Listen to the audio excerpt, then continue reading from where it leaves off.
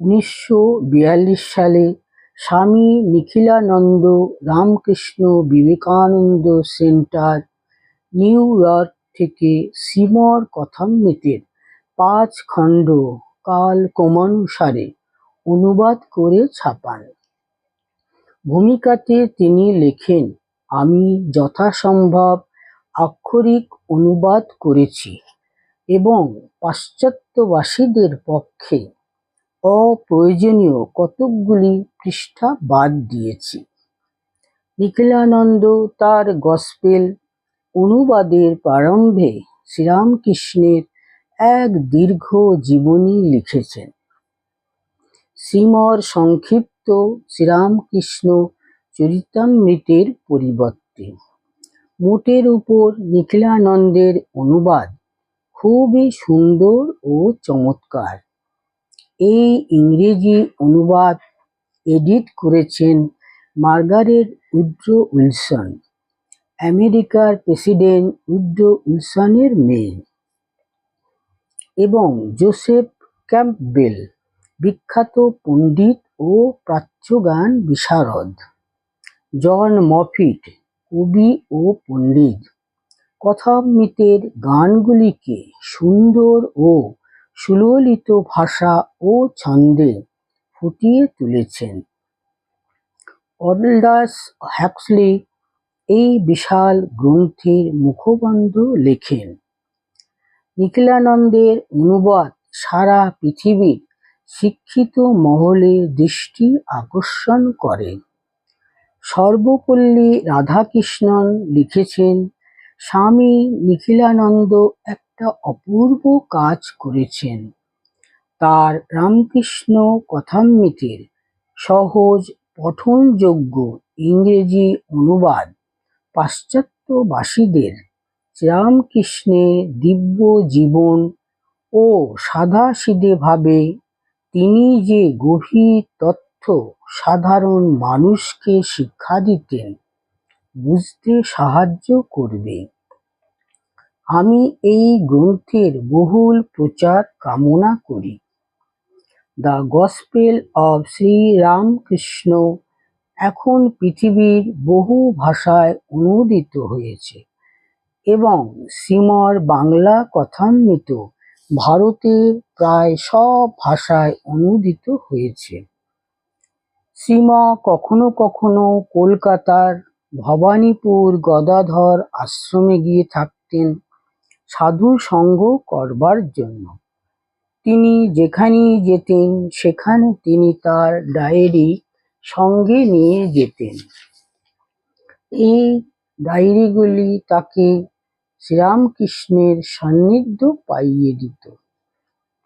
কখনো কখনো তিনি ডায়েরির কোনো একদিনের বিবরণ খুলে একটি দৃশ্যের উপর ধ্যান করে উপস্থিত সাধু ও ভক্তদের ঠাকুরের কথা বলতেন।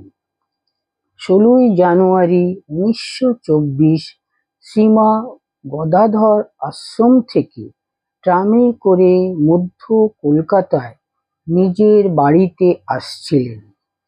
ঠাকুরের চিন্তায় মগ্ন থাকার দরুন তিনি ভুলক্রমে ট্রামের পাশের সিটে ডায়েরিখানা রেখে নেমে এসপ্ল্যানেডে ট্রাম পরিবর্তন করেন। ডায়েরিখানি 2 দিন পরে পাওয়া যায় অভাবনীয়ভাবে। ডায়েরির অনুসন্ধানে সব দিকে লোক পাঠানো হলো। শেষে ভক্ত যতীনবাবুর কাছে সংবাদ পাওয়া গেল ডায়েরি উদ্ধার হয়েছে। খবর শুনে শ্রীম নিশ্চিন্ত হয়ে বললেন, মনে হয়েছিল এ শরীরের আর প্রয়োজন নেই। তা না হলে ঠাকুর তার কথা নিয়ে যাবেন কেন? যখন ডায়েরি পাওয়া গেল মনে হচ্ছে শরীরটা আরো কিছুদিন থাকবে। 18ই জানুয়ারি শ্রীম ভক্তদের কাছে তার তীব্র মানসিক যন্ত্রণার কথা বলেন। 2 দিন কি শোক গেছে, পুত্র শোকেরও অধিক। গত মঙ্গলবার গদাধর আশ্রম থেকে ফিরবার সময় ট্রামে কথামৃতে ডায়েরি ফেলে এলাম ভুলে। ঠাকুর বাড়ি এসে মনে হয় তখন বেলা প্রায় 11টা। তখনই তাড়াতাড়ি ঠনঠনে কালীবাড়িতে গেলুম। ট্রাম থেকে নেমে মাকে দর্শন করে এসেছিলাম। ভাবলুম যদি বা ওখানে ফেলে আসা হয়। ওখানে বসে পণ্ডিতরা সব পাঠাদি করেন। তাদের জিজ্ঞেস করলুম বই দেখেছেন কিনা। কেহ কোনো সন্ধান দিতে পারলেন না। তখন ট্রামের টিকিটের খোঁজ করলুম, ওটা ছিঁড়ে ফেলে দিছিলাম। ওই টুকরোগুলো সব খুঁজে রাস্তা থেকে নিয়ে এলুম। 45 মিনিট লাগলো। বাড়ি এনে ওইগুলো ময়দার আঠা দিয়ে কাগজে লাগাই, তখন নম্বর পাওয়া গেল। তারপর ভবানীপুর আশ্রমে ফিরে যাই। টিকিটের নম্বর দিয়ে ট্রামের কন্ডাক্টরের সন্ধান পাওয়া গেল। গদাধর আশ্রমের ভক্তরা সন্ধ্যার সময় কালীঘাট ডিপোতে গিয়ে খোঁজ করেন। পরদিন বুধবার সকালবেলা সংবাদ এলো পুস্তক পাওয়া গেছে। কন্ডাক্টর ডিপোতে জমা দেয়, তখন উহা ওভারসিয়ারের হাতে পড়ে। উনি ভক্তলোক, বইয়ের উপর লেখা আছে জয়রামবাটি। এই দেখে উনি খুব যত্ন করে রেখেছেন। শ্রীমা অশ্বিনীর প্রতি বলছেন, সন্ধ্যার সময় ঠাকুরের কাছে কত প্রার্থনা করেছি, বই পাওয়া গেছে শুনেও ভয় যাচ্ছে না। আনবার সময় আবার হারিয়ে না ফেলে। কত ভয়, কত ভাবনা গেছে, কত প্রার্থনা করেছি। হাতে যখন ফিরে এলো তখন কি আনন্দ।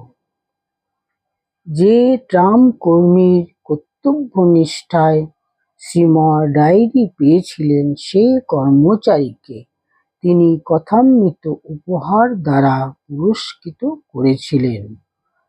লোক শিক্ষার জন্য ঠাকুর সর্বদা বলতেন, ভুলিও না মা, ভুলিও না।